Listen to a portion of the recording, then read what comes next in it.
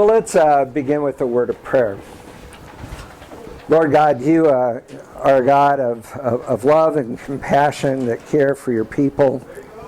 And from the very beginning, you have been the one that stayed connected with us every time we tried to pull away or to wreak havoc in the world that you created. And we thank you for the love and compassion you showed us in your Son Jesus that has now found a way for us to be back as your children and to live forever with you.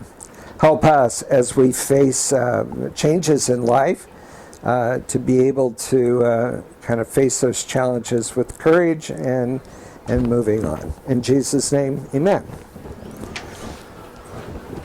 Howdy, Peter. Yes. I'm just going to do a real brief so you know a little bit about me. I grew up on a farm in Kansas.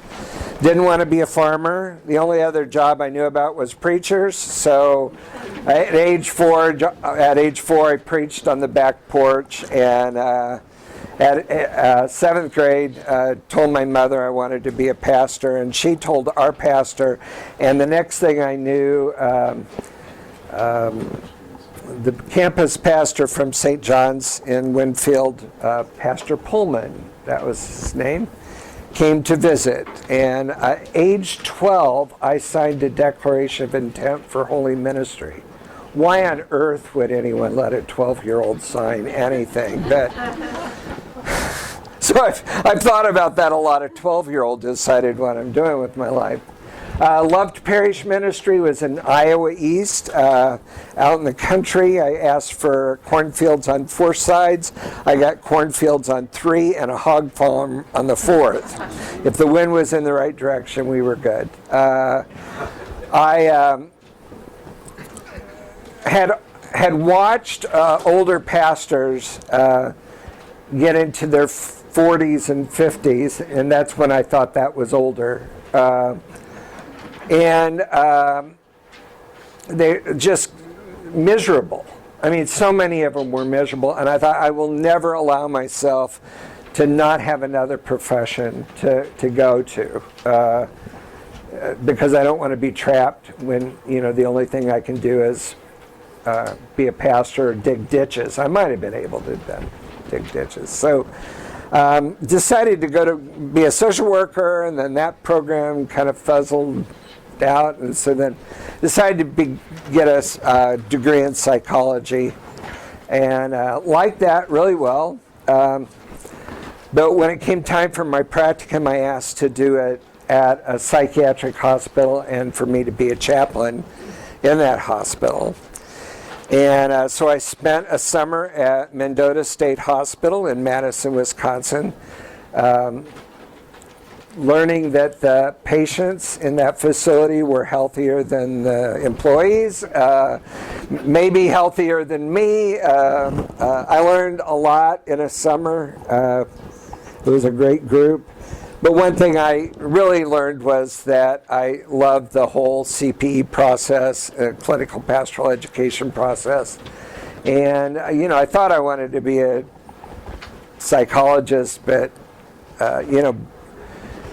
when I started, a psychologist was billing $250 an hour, and by then they were, it's like managed care had come in, and it wasn't looking as glamorous. The seeing God was just kind of, go ahead, just keep moving. We'll get you there eventually. And so decided to do chaplaincy. We came to Wichita so I could train to do that. Spent 4 years as a hospital resident at Wesley Hospital. Worked for 3 years as a night chaplain for the Catholic Hospital with the Sisters of the Sorrowful Mother, were the order of one of the orders. I referred to them as the Sisters of the Sad Mama. Guess what? If you join an order called Sisters of the Sorrowful Mother, you do not have a sense of humor. So Sister Helene was not pleased. I loved her. Then had the opportunity to go to work for the Kansas District.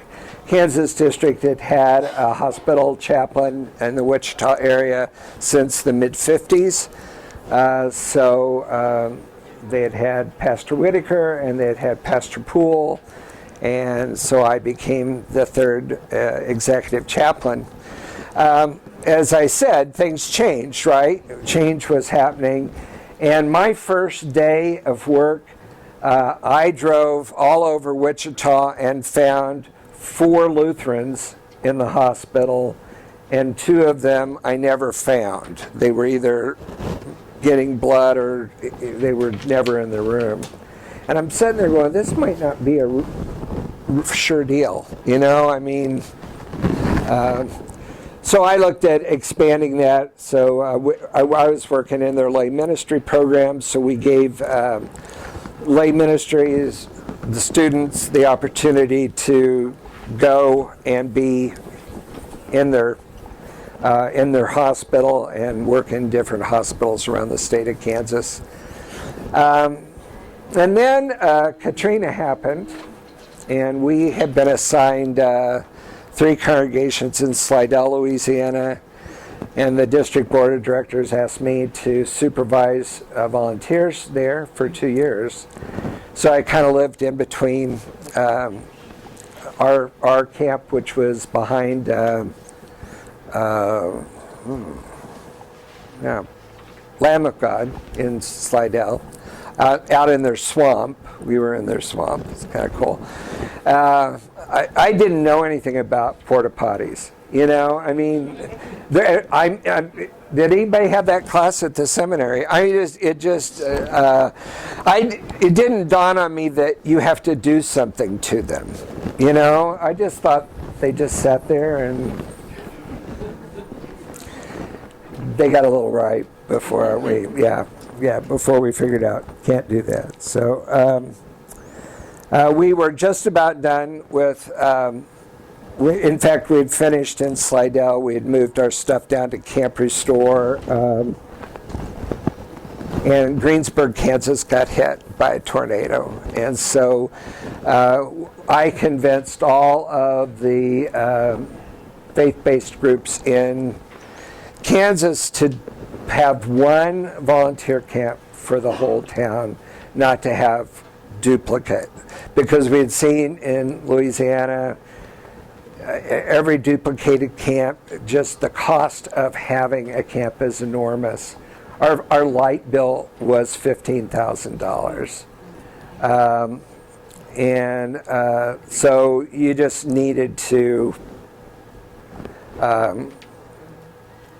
stick together. So we built dorms out of the big carrier things, the cargo containers. Made them into first into 3-room dorms. Those were kind of crowded, so then we went to 2-room. Made bathrooms. We should have built a kitchen. We didn't build a kitchen, but I'd do that if I ever had to do it again. So that finished up. Was doing some work with church workers and wellness for the district, and took a sabbatical. And my sabbatical was about what am I going to do in the post-retirement years of my life. And I was thinking that was in 3 or 4 years, and I came back from my sabbatical and found out my position had been eliminated. So I was like, oh, it's a good thing I've thought about this. So I went out to St. Louis to take interim ministry class with Peter. Peter is the dean of that faculty, and he and Marty, who's out here somewhere, were my instructors, and I liked it. It fit me. So I have done 5 interims now, and it's fun to watch churches experience change without grimaces on their face. So we're going to talk about how to do that a little bit today. change. I'm just interested in how people view change. If you're under, I don't know, 50, under 50, what's the big changes in your life?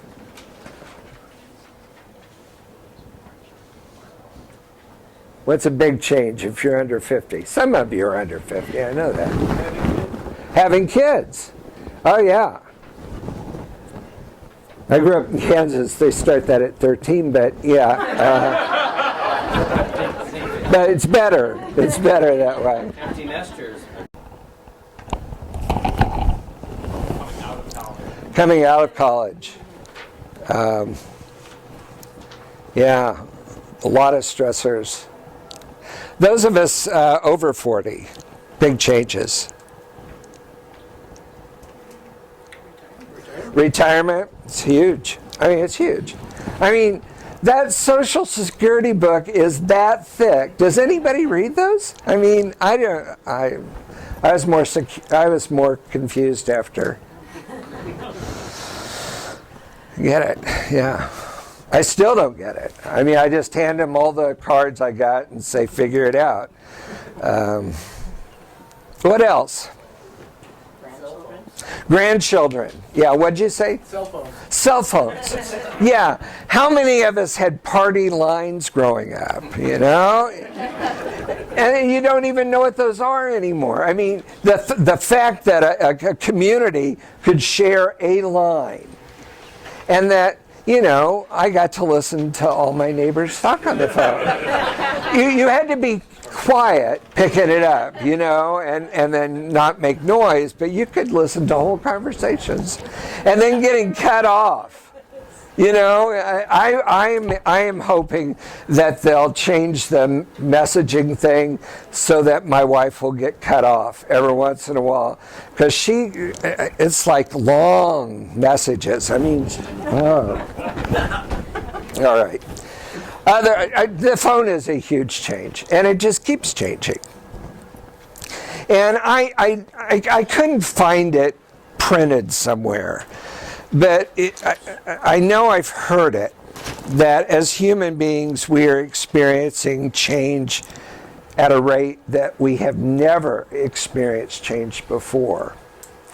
And if we didn't believe that, the last 3 years should have convinced us. I mean, who would have thought that I would be doing Sunday morning services 120 miles away from my church in my basement?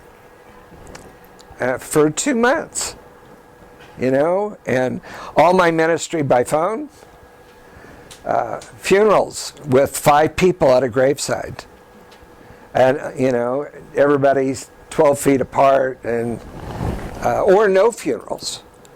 I know I have families that still have ashes in closets that they were going to do it and then they just didn't. And I've seen more people opt for so much less now, and I don't know what that's about. So, you know, we're going to have change whether we like it or not, and it is helpful when we go through change to have some kind of a process to handle that. So in Intentional Interim Ministry, we have been going through a change in the way we think about what we do. When Peter trained me, we were all we were doing basically was interim ministry for congregations. And what we were hearing from students was it would have been helpful if I had learned this back when I was in the parish. You know, and not wait till I'm retired and going into interim ministry. And then we were also hearing, we had been helping Lutheran Outdoor Ministry with their kind of interim directors for their programs. But we also became aware that I know Kansas has a interim principal. I mean, it's just because she's done it so many times. And she's good at it. But now to start looking at other interim positions. So 2 weeks ago, I accepted a call to Fairmont Coffee Company. Pastor barista, that'll be it, right? and Paige over here is my new coworker and is a DCE.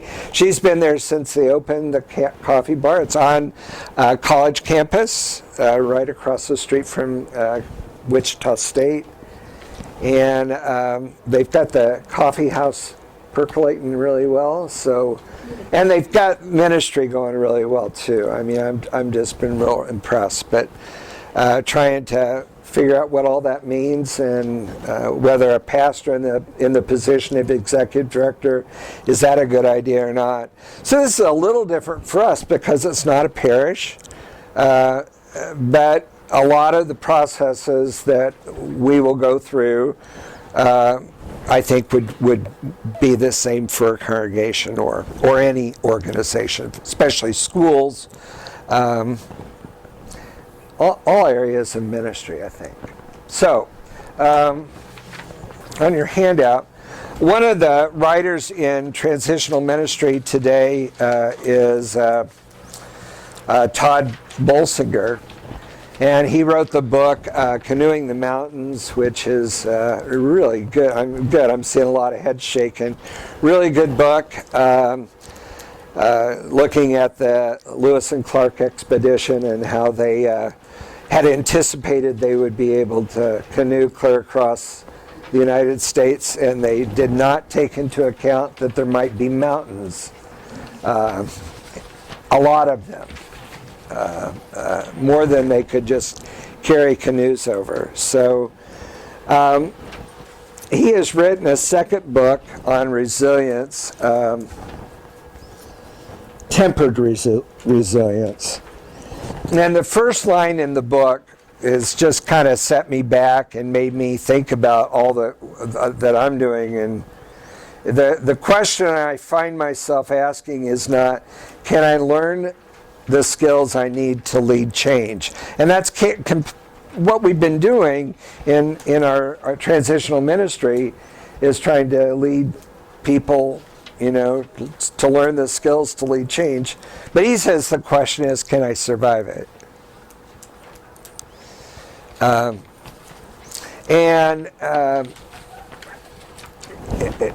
think there's a great deal of truth to that. People, and this is not just the Missouri Synod, believe it or not, people are very resilient to change in the church, and any attempt to do anything. The worst mistake I've made as a pastor is changing the church time from 11 to 11:15.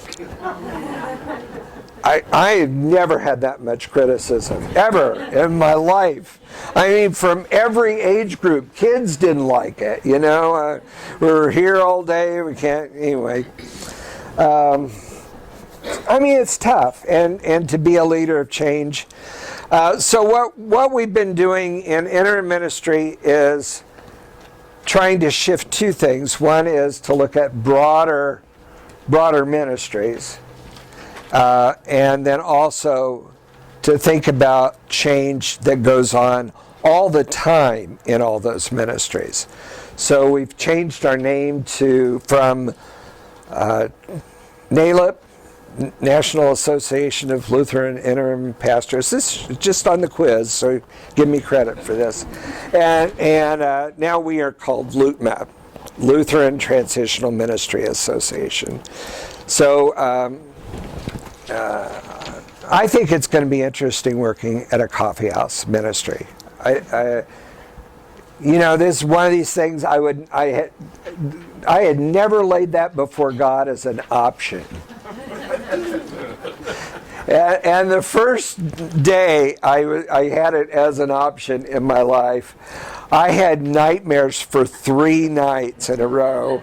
I was being chased around by Sister Helene from the hospital. I don't know where she came from. And I was lost at KU on campus. And anyway. So, to help us in transitional ministry, we've been using family systems since kind of the creation of interim ministry in the United States. Bowen Family Systems specifically is the organization that is where we've kind of grounded our traditions and our theory. Bowen, the next kind of person in line to how it gets to the Lutheran Church Missouri Synod is Friedman. Friedman also was a rabbi, wrote on, was bringing it into church. And then after Friedman, not Peter, well, you were too, but Pete Steinke, who died almost 3 years ago, 2 years ago. And Pete was a mentor for me in the Healthy Congregation courses, and so we're just going to kind of go over these terms. How many of you have heard of Bowen Family Systems? Any of you? It's a few in the back.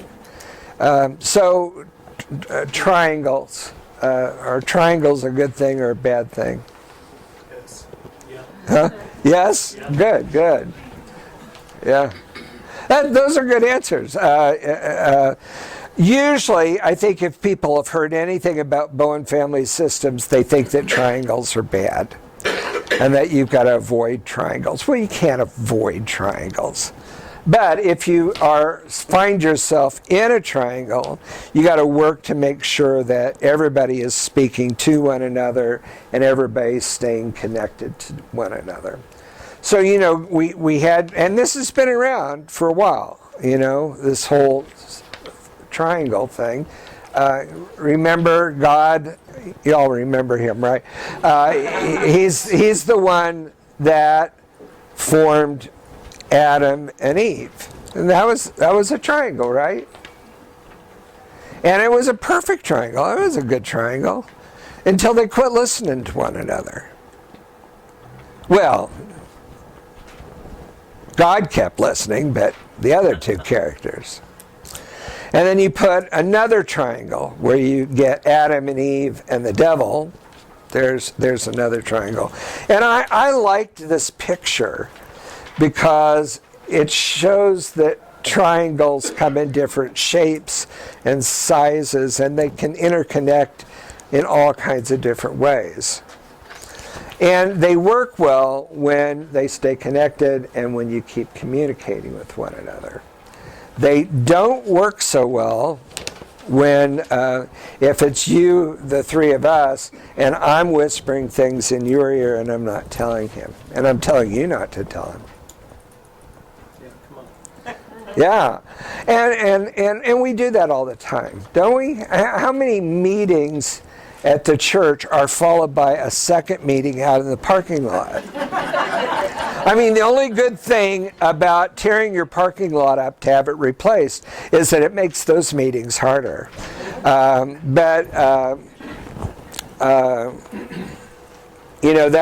one of the ways we triangle. We quit talking to one another and we talk about one another.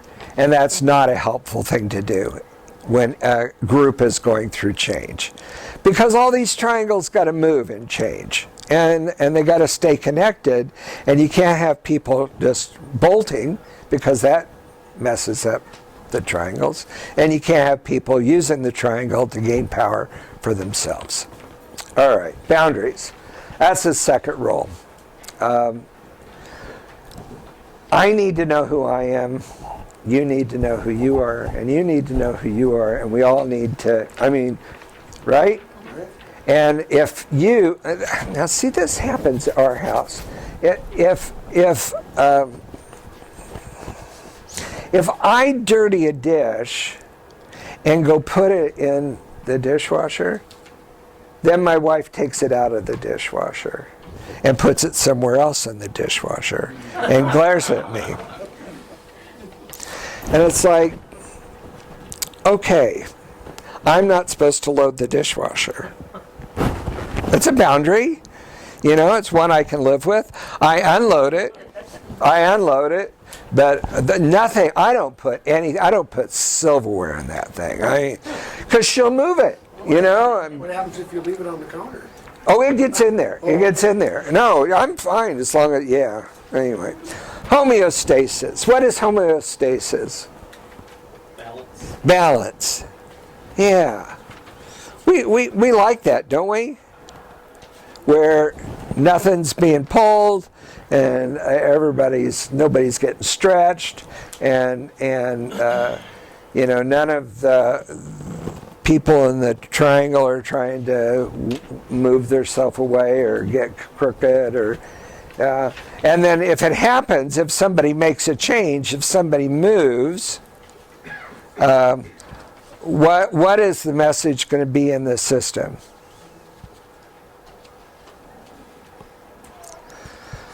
Okay, let's do it this way. If let's just say the Missouri Synod last week created a new hymnal. All right, did you hear this? And everybody is going to have to use this hymnal next week. All right. Well, you know, it just causes such a rift if you drag it out. So when you get home, you'll find your hymnals and you will find instructions to use them. How well would that go over at home? No, it's like, no. Everybody wants to go back the way it was, right? I mean, and it's been like that. I mean, the second interim that I served, their pastor had been there 36 years. They had him he came out of seminary, went to that parish, never left, never took a raise. The oldest person in the church, we're in our town hall meeting, she's sitting in the back, and she goes, "He didn't do us any favors, did he?" I said, "No, he didn't."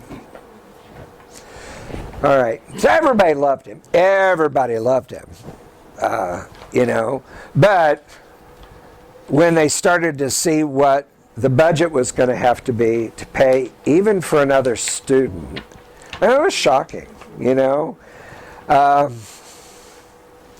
other thing was they still were in TLH.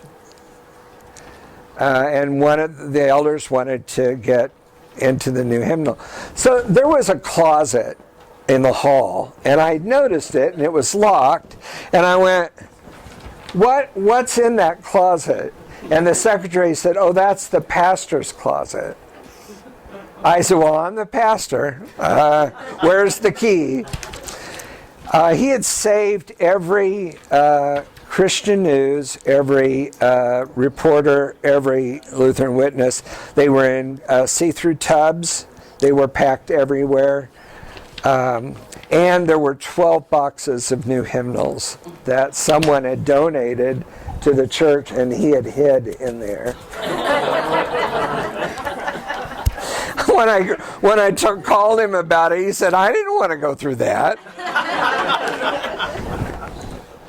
So the organist is she's 85, I think. She had taught middle school, 7th grade. Everybody in the church had her for middle school, and everyone was afraid of her when they were in school, and they're still afraid of her, you know. And they were all going, have you talked to her about this? And I said, "Well, yeah, a little bit." I had found the organist editions in the box, and I brought it up, and I handed it to her, and she looked at it, and she said, "You're going to make us do this, aren't you?" And I said, "Yeah." Yeah, it wasn't bad. But it's certainly trying on the homeostasis. Every group, every single group that goes through change experiences anxiety. Everybody experiences anxiety. And it comes out in all kinds of ways. I think it usually comes out, as people being mad and angry, and that's how they exhibit it. But fear is the predominant feeling that people have as they're going through change. And it's afraid that it's not going to work, or they're afraid it is going to work. My second parish, we built an addition to the church, and it was built where the old parsonage was, so it's between the church and the school.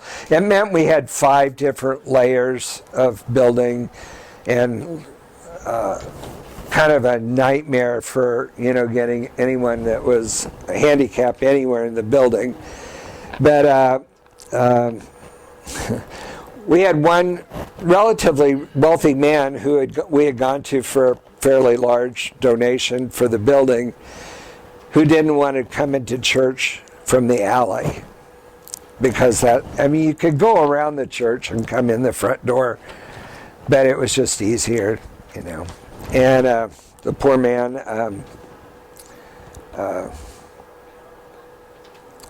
fell and broke his hip and had to use the ramp, so he had to come in the back. And then he died, and he left over $500,000, and that was what was left for the building to be paid off. So he probably was spinning in his casket a little bit, but he's interesting. So anxiety, and for leaders in the church, for transitional leaders, our goal and role is to help reduce that anxiety by being a less anxious presence in the church. And sometimes it's to make light of things. I tease. The whole hymnal thing. I don't know. She probably could have, made me go put my nose in the corner or something. I don't know what she did. She probably had a paddle. I have a feeling.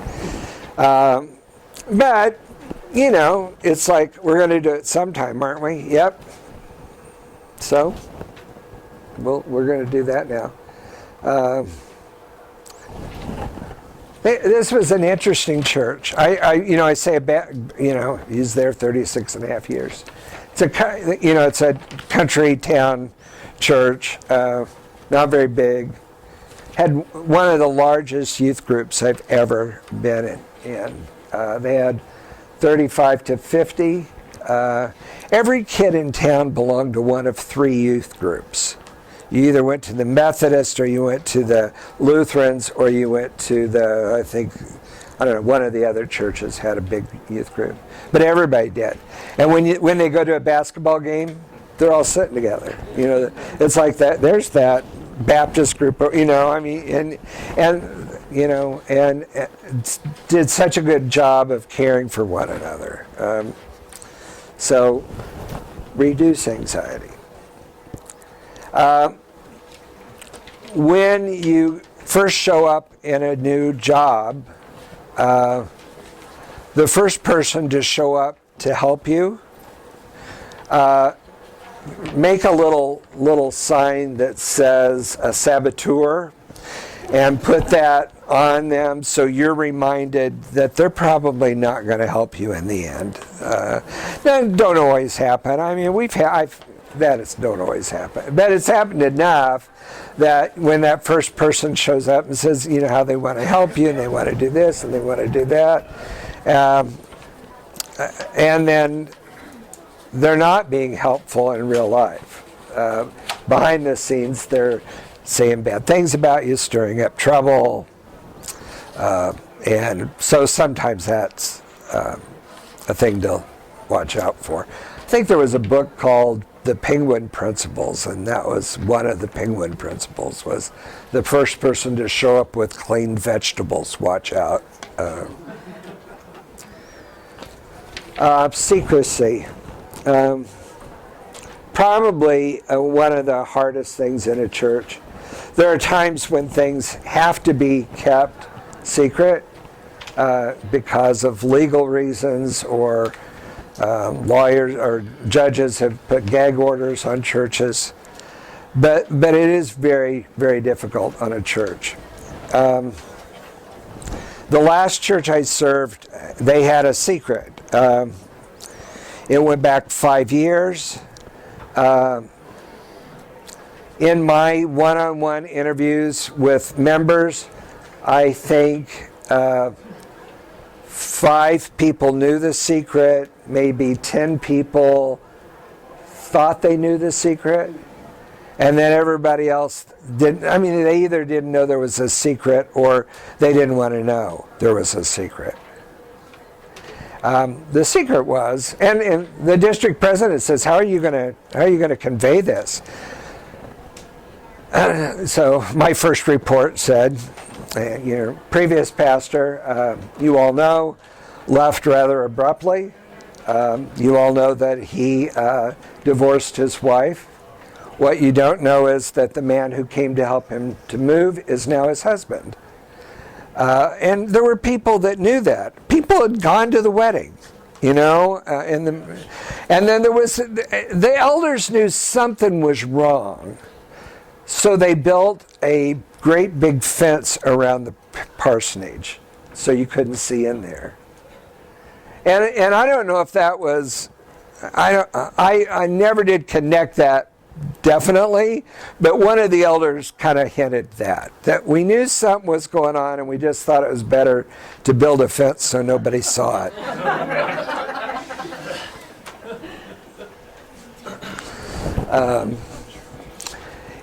It did not cause any stir in the church to know the secret. I think there was a big relief when people finally figured out what that was. Then the next pastor, they had problems, just kind of a lot of conflict with the Board of Elders. And he announced on a Sunday morning actually told the elders on a Sunday morning that he was on a call list. And the next Sunday he announced that he had received the call, accepted it, and he was leaving Tuesday. And he left in such a rush that he left a whole little annexed house full of stuff, like all of his workout equipment and bikes and a lot of stuff. And we're trying to get him to come back and get this, and he's not coming back. So they said, well, what do we do with it? I said, sell it. So we had a garage sale. I got good money for that stuff. That would have been worth a little bigger truck, I do believe. But that I think was a much bigger, painful thing, especially for the church leaders, to see what their role was in that, and then to see how maybe they could have done it differently. And if it happened again, how they might be able to do it differently. So, and then the last one is self-differentiation. And that's kind of like boundaries. Me knowing who I am and you know who you are. And me knowing what my job is. And and I do mine, not yours. You get that. I mean, that's a pretty basic principle of family systems, is to recognize and to be self-differentiated in a group, and not to get enmeshed. Enmeshed is when we kind of all get. My family does this. I mean,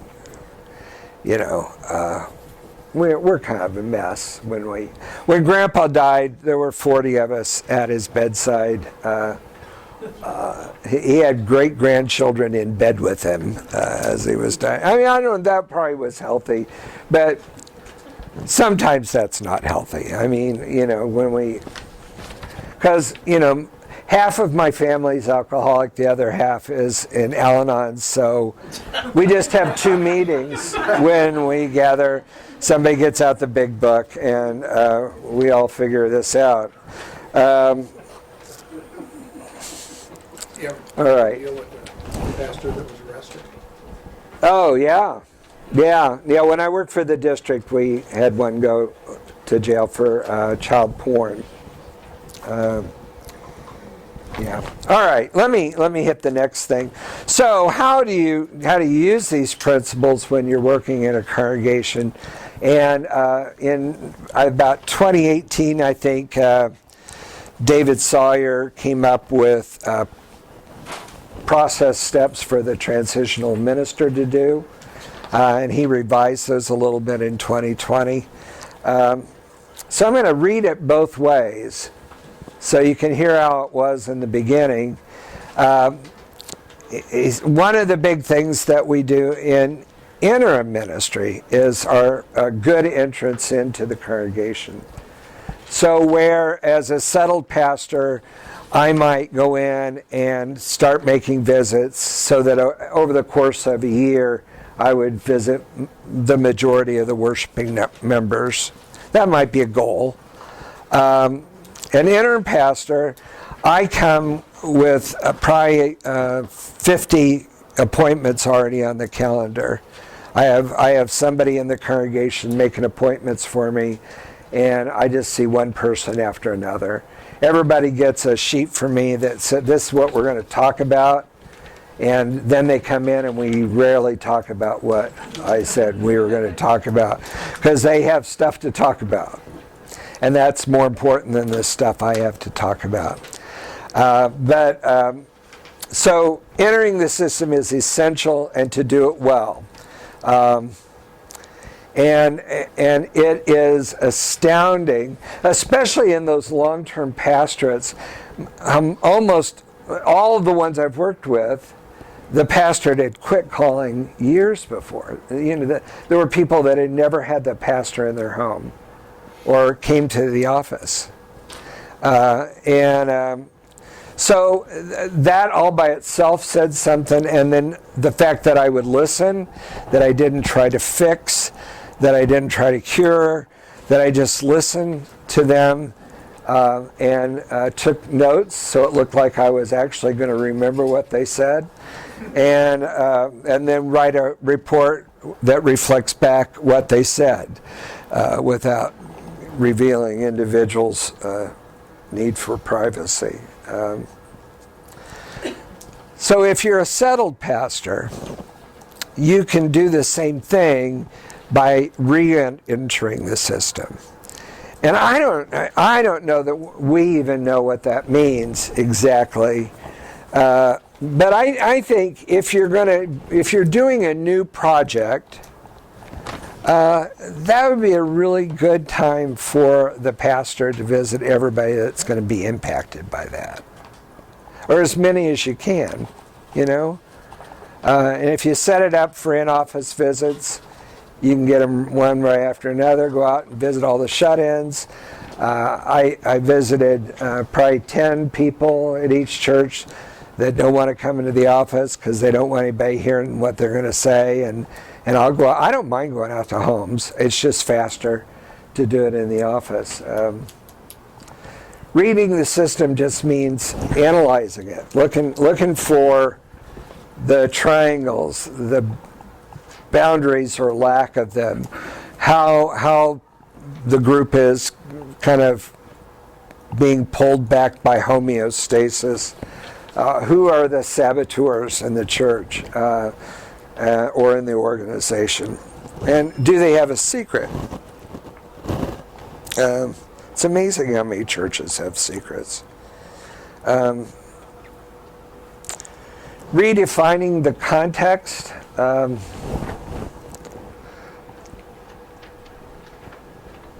Part of that's just looking at where they're at in the community, what their culture is, what the culture of the community is, and then figuring out how to interact with them. At Coffeyville, this was my last interim. Coffeyville's in southeast Kansas. Across the street from the church is Coffeyville Community College. Have about 2,000 kids in the dorm there. We we had talked about doing something at the college, and then I took a vacation, which, sometimes the best way for a pastor to get something done is to leave. And for a bunch of people to think it's their idea and they get it all ready. And when I came back, they said, oh, we're going to do a move-in. I said, what's a move-in? They said, well, we're going to go over and move in all the students the first day the dorm opens. I'm sitting there going, that sounds like a lot of work. Does anybody know how many, and I've moved my kids in before, and I don't know. We had the most marvelous time moving students in, meeting their parents. Hardly ever got anyone over for worship. We did get a couple people that would come over to worship just because they knew us. We brought food, that's always helpful, and fed people. Could have been ice cream, that might have been a good idea. When the football team got off the bus, they knew to make a beeline for our table because we had snacks. And they even helped move a couple people in for us, the football team.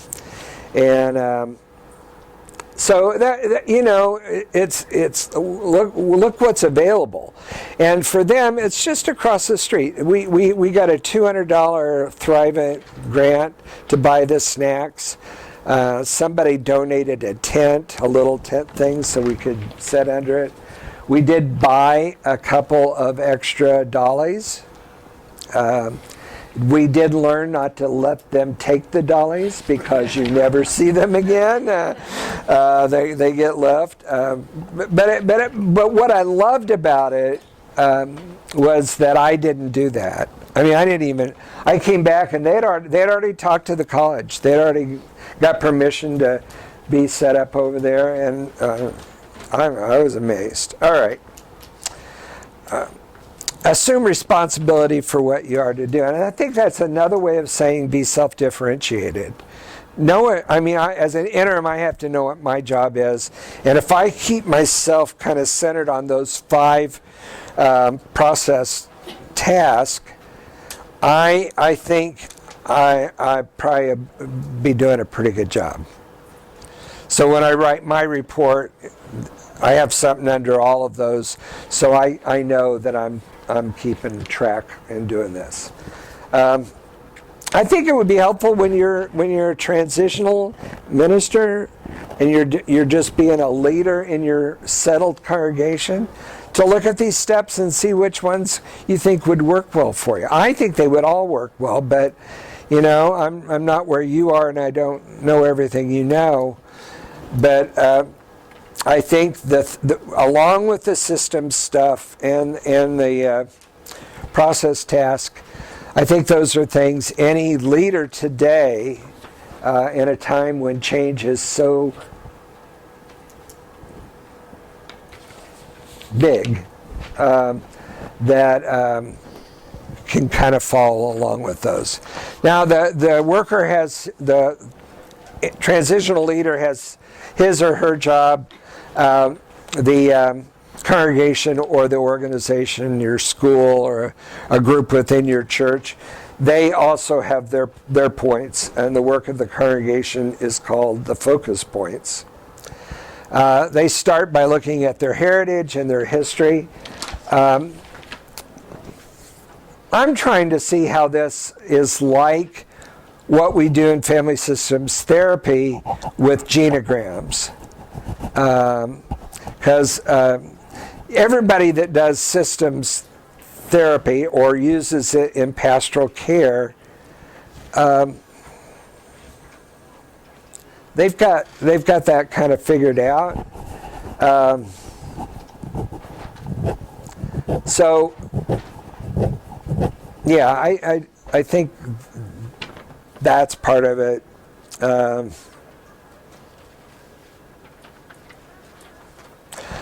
What I've done at the last 4 congregations is we've done a timeline. We took about 12 foot of wall in the sanctuary or in the basement. and ran a line along it, and we've hung pictures up of all the pastors, all the teachers, all the principals, all the buildings. And we do that sometime before we get back and are talking to the congregation, because that becomes a place where they go to talk and they remember these pastors. And when we do our town hall meetings with them, I ask them to put a gold star where they join the church, so they can kind of see where everybody else who's there, where they join the church, and a gold star where fidelity, I have this little fidelity chart that estimates when you're going to die. I mean, well, we will, I mean, we may go right to heaven, but a lot of us are going to die. Anyway, well, if I made the mistake the first time to use like a black push pin. That was really dark. So don't do that. That didn't work. So we went with gold, a gold crown, and you're getting your gold crown, and then I have a whole bunch of red stickers or red push pins, and red push pins are for where there have been traumatic events within the congregation. So people, and they can take as many of them as they want. So we have a lot of red pins, and they go, and you'll see these little blobs start. So it could be the blob over here is when the founding pastor died. That was a huge, big thing for them. Winfield is where we did a really good one. I was pastor at Trinity in Winfield, had gone to St. John's in high school and college. Never thought I would ever crawl up in that great big huge pulpit. Never figured I'd be able to figure out how to get that many people through communion in 10 minutes. They are phenomenal. Anyway,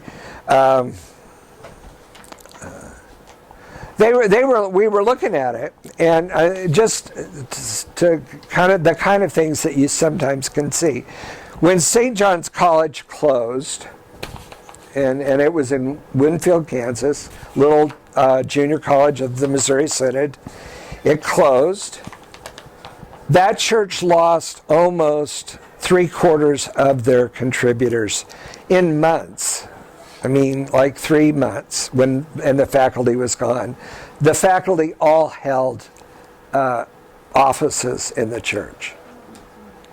They went into a really big debt. So there are two things that they learned coming out of that. One is that lay people have to train and know what they're doing, and not just count on, because we're not going to have a faculty again. So, and St. John's was about lay training. I mean, they were the first to have women, the first to have business students. So that's a good lesson to come out of it. And not to be so dependent on a pastor.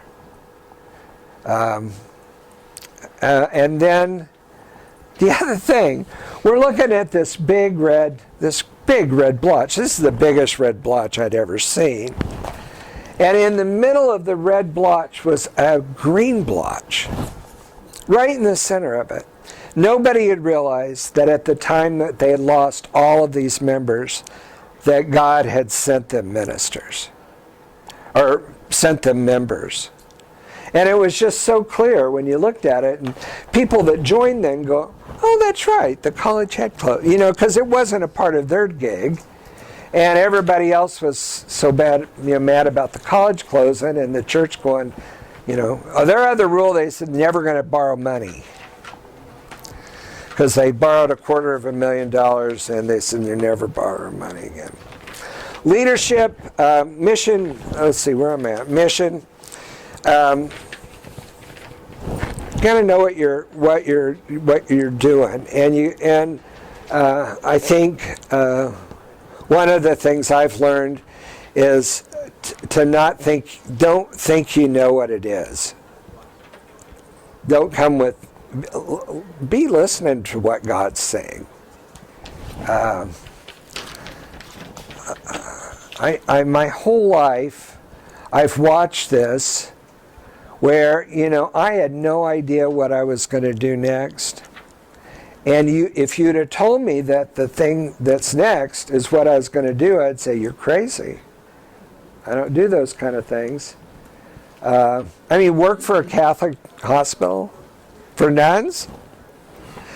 I loved it. So for a church to just spend a season waiting, and that's what this interim is. This is your in-between time, your liminal moment in the church. Keep that open, and that's what the interim minister or the transitional minister does. We keep the system open so that they can begin to hear what God is calling them to do and to be. And, I think all kinds of new things come out of those times. But what is helpful is that you can start aligning your leadership to that mission. So every congregation I've served in has not looked at their constitution in 4,000 years. They're all brittle, and no one knows where the real one is, and I just call the district office and say, can you make a copy of the one in the file cabinet, because guess what, that's your real constitution, whether you like it or not. And get the paperwork in line. If it's been a big church that had multiple staff and it shrink your governance so it fits your church. And so we did that a lot at Coffeyville. They had a director of Christian education, and they had all kinds of boards. The last pastor, he was really good at being organized. He had file folders for all those boards, and he had written up job descriptions for everybody. It was a beautiful thing to behold. It was just nobody was doing it. And he was in the office doing that, and they all were thinking he could be out visiting with the rest of us, maybe. And that might have helped. I don't know. So that's the mission part. Leadership, we've talked about that. Connections, the old thing was, to make sure you're connected to your judicatory, which is the district. And that's still real important. I worked for the district for 18 years. I always said I wasn't going to be one of those people, but I ended up being one of them, and it was a really good experience. Some of them aren't very good, but that's true about all of us. So they got rid of me, but anyway. But we've started to look for broader connections. So what are the opportunities to be connected to your community? And that's how we started. We did a prayer walk one night. I had warned them. I said, "You're going to do a prayer walk." "What's a prayer walk?" I said, "Don't worry about it. I'll tell you. I'll tell you when we're going to decide to do it." So this was my task force, and so we went out 3 by 3. Down 3 different streets, knocking on every door, unless they had a big scary dog. I said, our group has permission to skip the ones with the scary dogs, and asked them, do you have anything that we as a congregation can be praying about for you? It's amazing, One of them, my brother-in-law just died. I just got off the phone with my sister. Can you pray for our family? People that didn't know where they were going to get their next meal.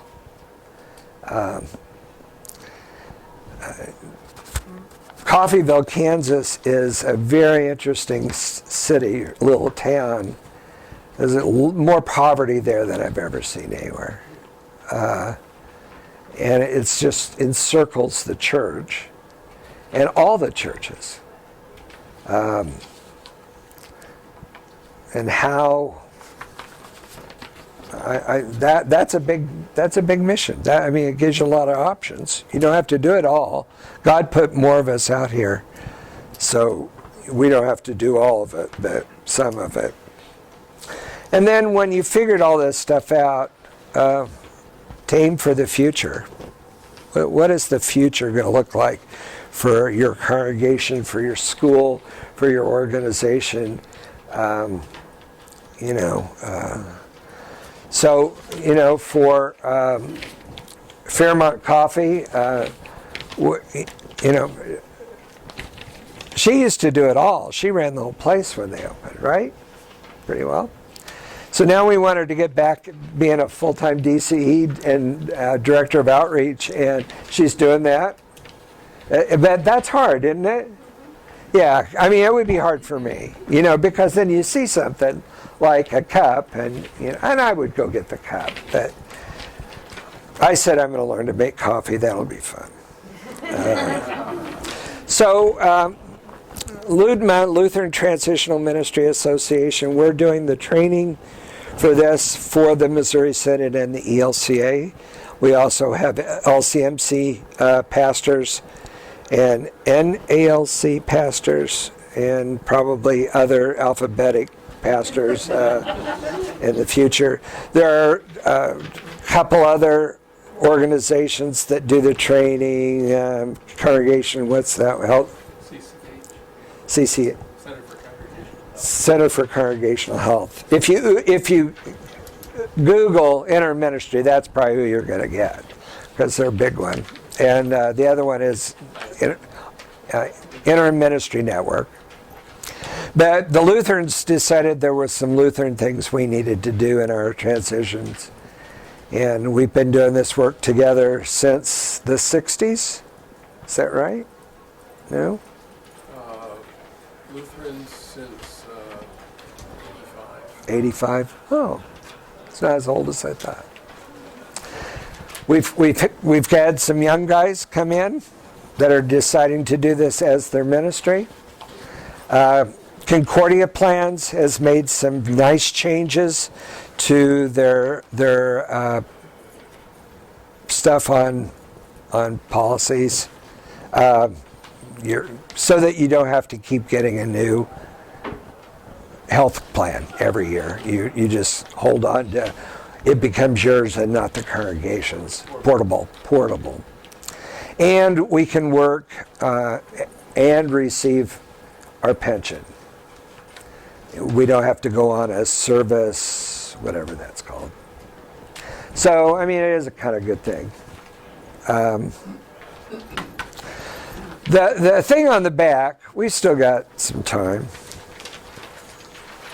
Well, let's look at this. I don't know, we won't do much with this, but we do this a lot.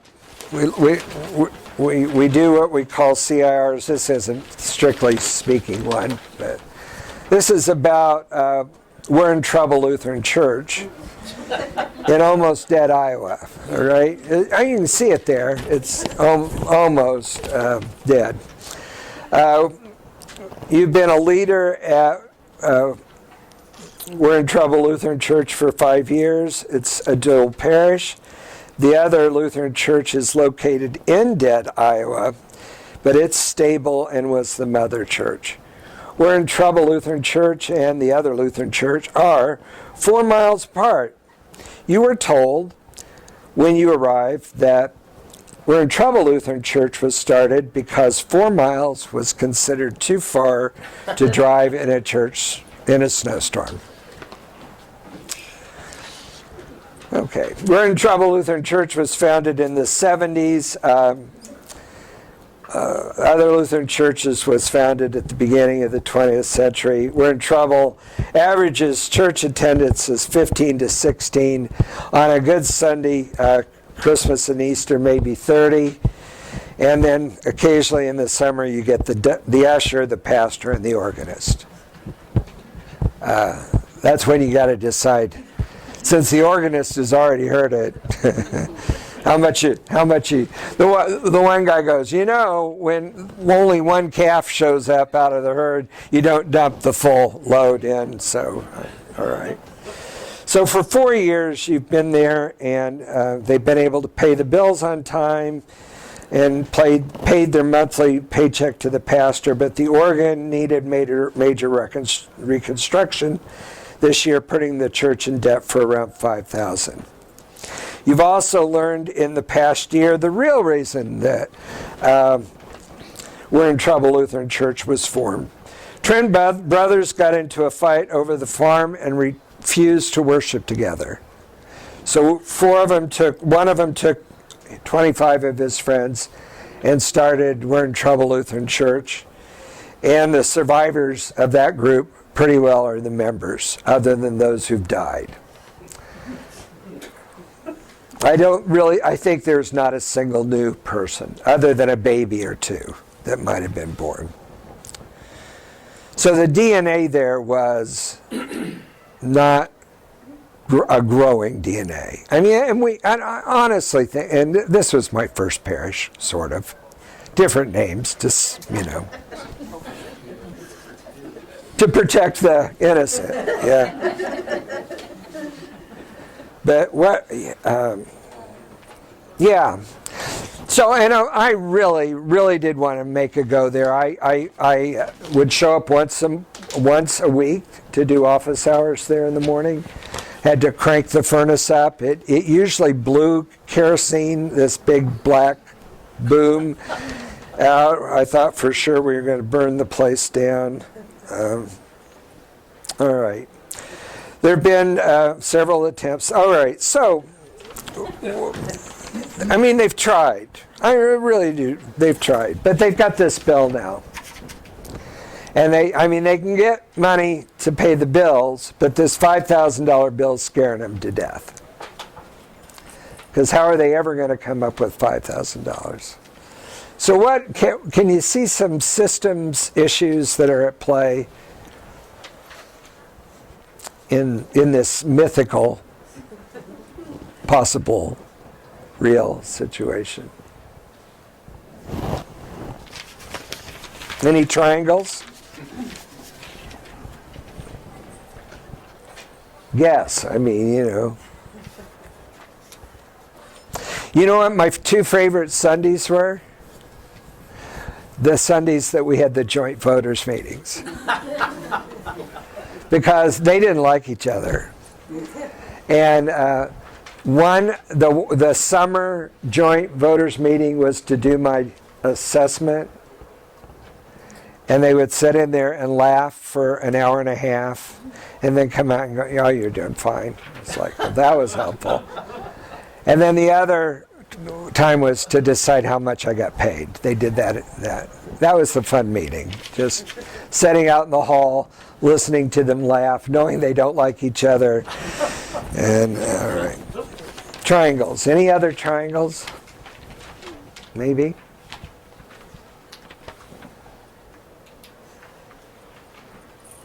Anxiety. Where's the anxiety? Family Feud? Oh, yeah. Yeah. These are twin brothers. They look alike. No. No, they're not. They started another one. Yeah, they would have, I think. Well, the bad thing is, my father and his sister had this same fight over the farm. And if it had not been for my father getting a dementia, he would have died fighting with his sister. But he forgot what he was mad about. Honestly, I praise God every day for giving my father dementia. Because the last 2 years, he and his sister had a wonderful time getting together.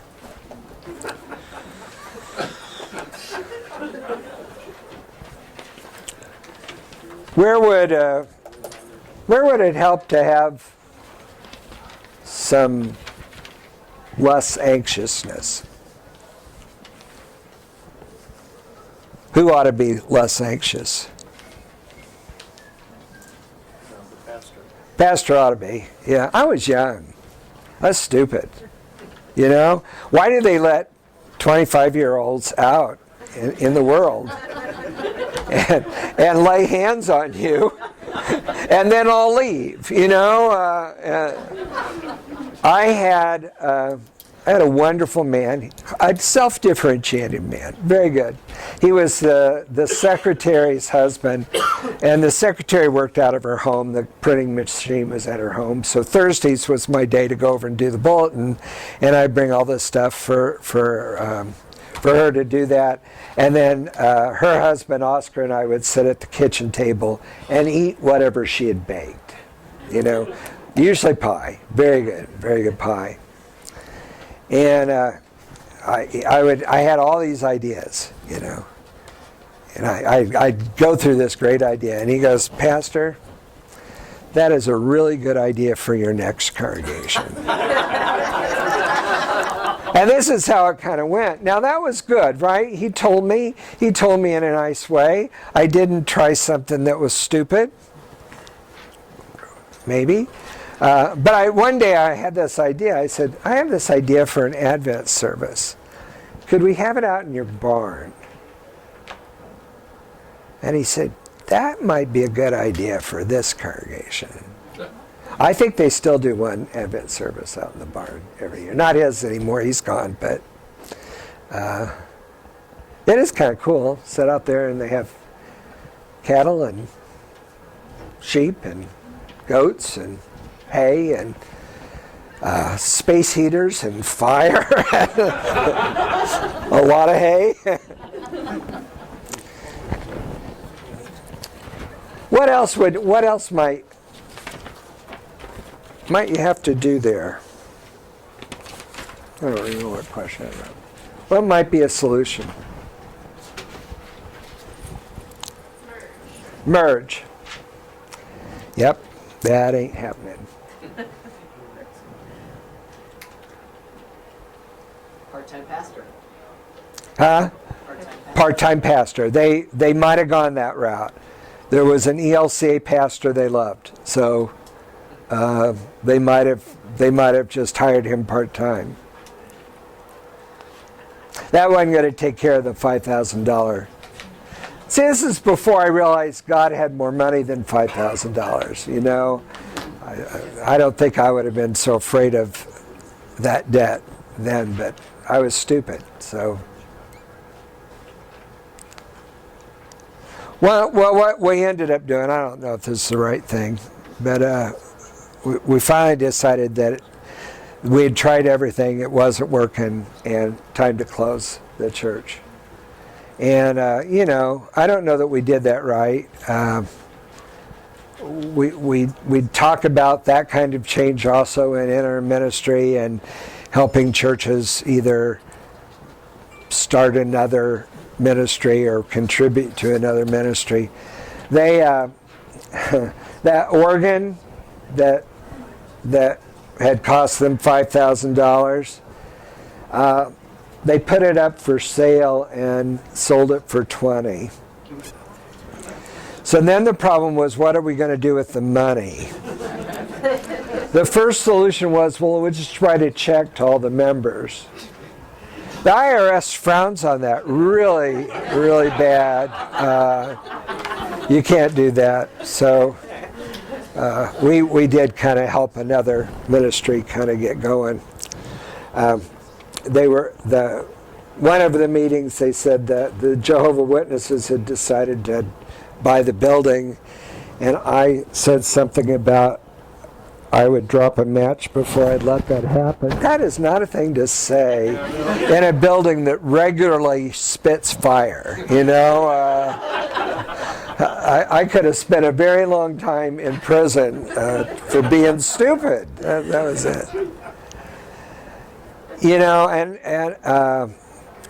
I ended up being the scapegoat for that.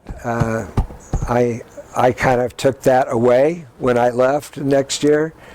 I'm not sure that was a good idea either, but I was young. Actually, God had told me very clearly that I needed to work with another pastor. and be an assistant. I had vicared in a vacant church. I had done all my field work in vacant churches. I'd never been mentored by anyone, and so now I get mentored by Peter, and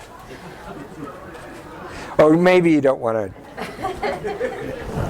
get that rubbed off on you. But, all right. Yes. What does the synod or districts provide for as far as debriefing care for interim ministers that are kind of walking through those types of changes, like those are the churches. Yeah. You have to go through that. I didn't get any debriefing. Peter, do you know of districts that provide debriefing for interims that have had to go through a Debriefing as an exit interview? Or debriefing, as in maybe therapy for having had to go through a nightmare? well, there's Shepherd's Canyon. Shepherd's Canyon, that's right, we're right around the corner. I think we try to watch out for one another, but we're spread.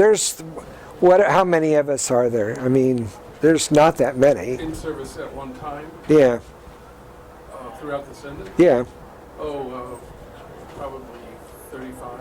yeah. So we're not a big group. So every church that needs an interim can't get an interim. Yeah. Yeah, go ahead. I can answer part of that because I'm an intentional interim in Michigan. Okay. Michigan has 50, 60 active interim interims just in that district. The district office has a director of interim ministry, and we meet twice a year in education, training, and time together to do those kinds of things. So if you've got a district office that really appreciates interim ministry, like Michigan, Indiana, and Ohio, Michigan, Indiana work together. Those two districts work together, and they provide ongoing training. They provide that kind of education. And anytime I need to call Rob Casper, which is the director from the district, and talk, he'll sit down and talk with me about what's going on in the interim where I'm working or whatever. But that has to be an intentional, ongoing thing where the district sees a real value for intentional interims and the transition work that needs to be done and so on. And there's support out there. It's really a constant, as we have district presidents term out and we have new ones come in, and some support and some don't. Some definitely don't, then have to use one and then go, why haven't I been doing this the whole time? Yeah. All right, let's close quick with the prayer. Lord God, thank you for our time together, and we pray for all of us that are in the midst of transition. You know where we're headed. Help us find the way. In Jesus' name, amen.